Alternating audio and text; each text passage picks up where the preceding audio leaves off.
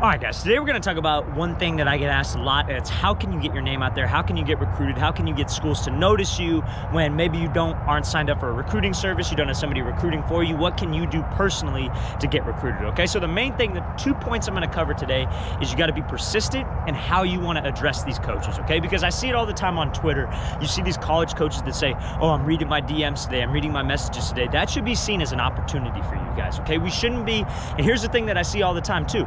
Guys will message a coach and then that's it. They give up after one time. They expect that one message is going to make a coach, oh, I'm going to take a chance on this kid. No, that's not how it's going to work. That's not how anything works. You need to approach this almost as like a sales job where you're calling people, because how bad do you actually want it, okay? There are a lot of people that say they want to get recruited and they want all the offers. They want to post the thing on Twitter, on Instagram, blessed to announce, whatever, all that crap. But do you actually put in the time? Do you actually put in the effort? Because yeah, you can be good, and I've seen it a million times. Guys that are good and they don't put in the time or put in the effort, and they end up at a JUCO maybe, and there's nothing wrong with going to a junior college, but then they quit after a junior college. This is exactly what I did when I was in high school. As you can tell, I'm not a very big guy, right?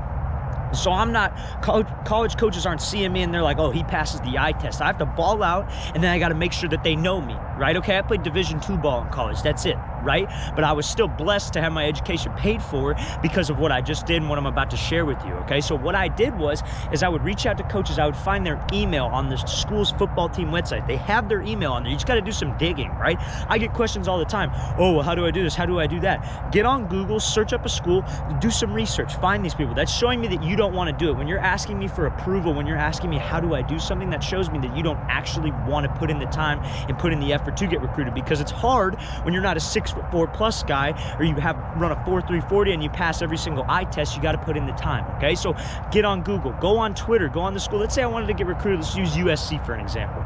I'm going to go to USC's football Twitter, and I'm going to scroll through who they are following, and you're going to see assistant coach after assistant coach after assistant coach. You click on them, you find your position coach, and you shoot him a DM. You say, hey, listen, I'm XYZ, class or whatever. I go to here, ACT, SAT scores, and all your credentials, and here's a link to my highlight film. Now, here's the thing that everybody goes wrong with, is they do that, they send the message, but what do you do after the message? And they just go, oh, well, I hope he responds. No, that's not what you want to do. You want to be able to send him follow-up messages, because that's how he's going to see you. Now, college coaches, you know how many freaking emails and messages they get a week? Probably in the thousands. I'm just kidding. If you're a big-time school, like I'm using USC for an example. Now, if you're a Division II school that you're reaching out to, even a Division III school, you're probably going to have a higher success rate of opening, right? More people are going to open it because they don't get a lot of those. But here's the thing. When you email a coach, I did this with, it was Boise State. I did this with Boise State, and I finally got to open and an invite to a camp, because I would send them my highlights, right? And then after I sent them the highlights, they didn't respond. Of course, why would they, man? They get 1,000 emails a day. Why would they respond to just me? But I kept sending them follow-up emails. I said, hey, coach, I hope your weekend was good. Here, I hope you get a chance to check out my highlights. And I would say, hey, coach, here's the progress I've been making in the weight room. And I would send them little examples of that in just little chunks, and they kept seeing my name pop up. They kept seeing my name pop up, name pop up, name pop up. And then they eventually gave me a shot and invited me to a camp. Granted, I didn't go there. It wasn't the right fit, but I still got my foot in the door. And all the people need is just one chance. All you guys need is just one freaking chance to go to a school and to ball out for that school, because that's what everybody loves to say. Oh, I just need one chance. I just need one chance. But do you really put in the freaking time to get that one chance? No, you don't. You don't put in the time. I see too many people just send one message, then they just quit.